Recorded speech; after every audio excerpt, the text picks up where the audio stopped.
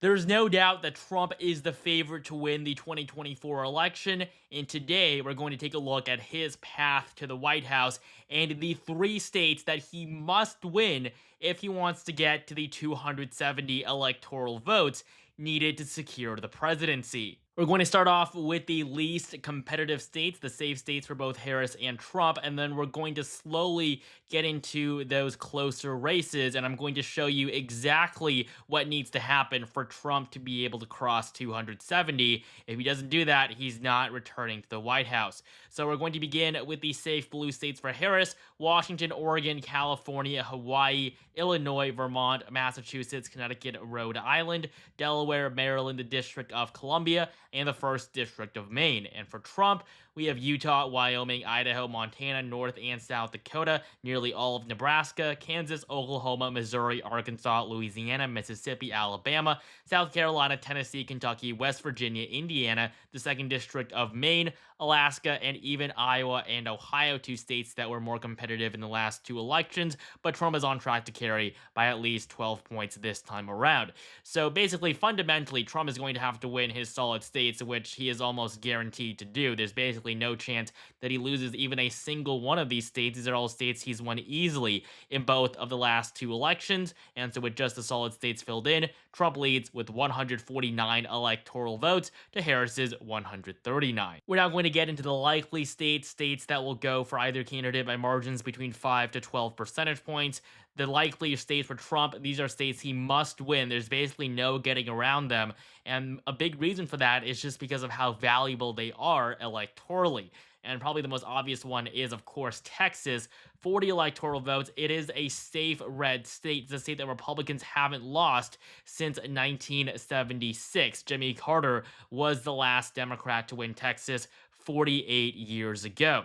Now, looking at the 2016 and 2020 elections, Trump hasn't been able to win the Lone Star State by the biggest of margins, but there's no doubt he's the favorite in 2024. He's probably going to win it by nearly a double-digit margin, maybe even 10 to 12 points. Probably not going to go over 12, but it's going to be an easy victory nonetheless. I mean, in 2020, Joe Biden and the Democrats were putting in hundreds of millions of dollars into advertising in Texas with the hopes of flipping the state. That didn't even really come close to happening. It's definitely not going to happen in 2024.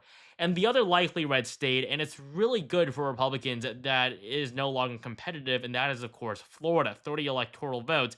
It has the third most electoral votes of any state on this map, only behind California and Texas. It has overtaken New York in the most recent cycle of redistricting.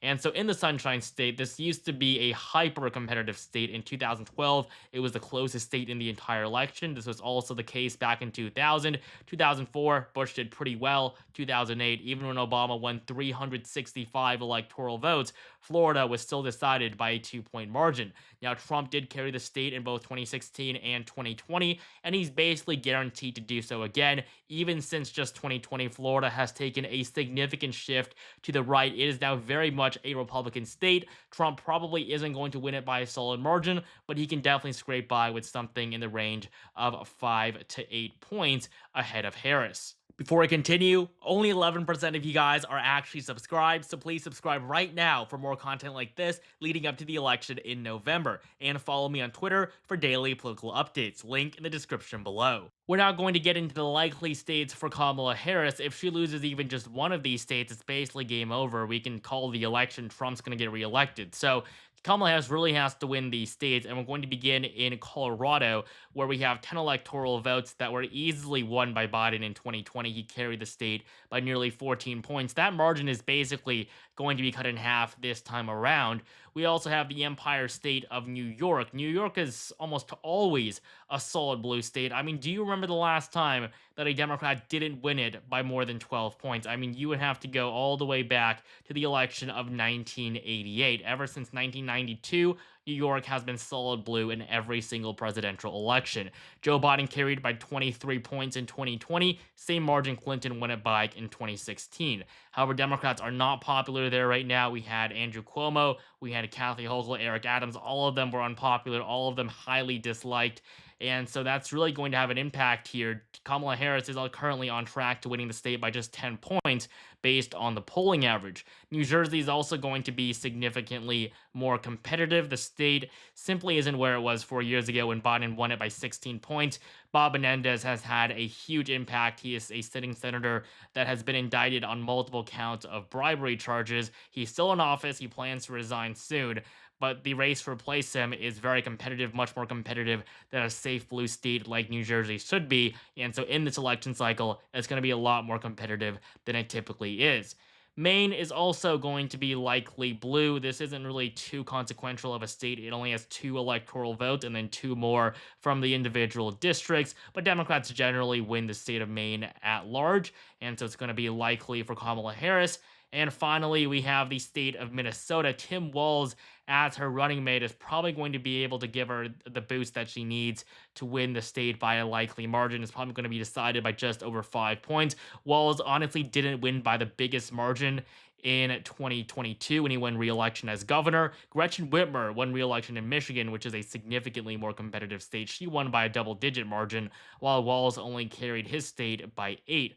And so he will probably help Harris there. It's not going to be a safe blue state, not even going to be close to that, but it is going to be pretty difficult for Trump to defeat Harris in a state where her running mate is the literal sitting governor. We now have 116 electoral votes worth of states left. It is these states that are going to decide the election. I'm going to start off by filling in the lean Harris states so that we can focus on those 3 states I mentioned earlier that Trump absolutely has to win if he wants to win the 2024 election. And so the first lean state for Harris is New Mexico. Hispanic voters are shifting to the right, and that's what makes up a majority of the New Mexican electorate. The state is going to be closer than it was last time when Biden won by 11 points.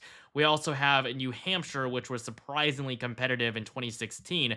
Trump came within half a percentage point of actually flipping it. Joe Biden did carry it by 7 in 2020. We're probably going to see a margin in the middle of the last 2 Democratic performances. And finally, we have Virginia. Kamala Harris is still a favorite here. It is among the most competitive states now, even though last time Biden was able to come out with a double-digit victory. In fact, if Biden had stayed in the race and didn't drop out, Donald Trump would probably be the favorite to win the Commonwealth of Virginia, which did elect a Republican governor just 1 year after Biden was elected president. So it really isn't as blue as it was in the last election cycle, and that's why it will be placed in the lean Democratic category. We're now going to get into the lean states for Trump, and before we get into the 3 that he absolutely has to win, I'm going to fill in the 2nd district of Nebraska, which is currently favored to go to the former president, as well as North Carolina. It's basically a given that Trump is going to win the Tar Heel state. He even carried it in 2020 when nobody thought that he was going to hold on to it. Most people expected Biden to flip it before he flipped Georgia, but instead the opposite happened. Georgia actually went blue, North Carolina remained red. And so at this point, Trump has already picked up every state he won in 2020. There's basically no way he's going to do worse than he did 4 years ago. And so now we're going to get into the 3 states that he must win if he wants to win the election, because realistically, this is probably the worst case scenario right now for Trump if Kamala Harris wins every other remaining state and Trump comes out with 236 electoral votes. He really couldn't do any worse than this, but now we're going to get into the states that he needs to win if he wants to win the election as a whole. So I'm going to begin with Georgia. This is probably the most conservative out of the 3. Trump won the Peach State by 5% in 2016. However, Biden was able to very narrowly flip it in 2020. It was among the closest states in the entire election. It was actually the closest state, along with Wisconsin and Arizona as the other 2 tilt races.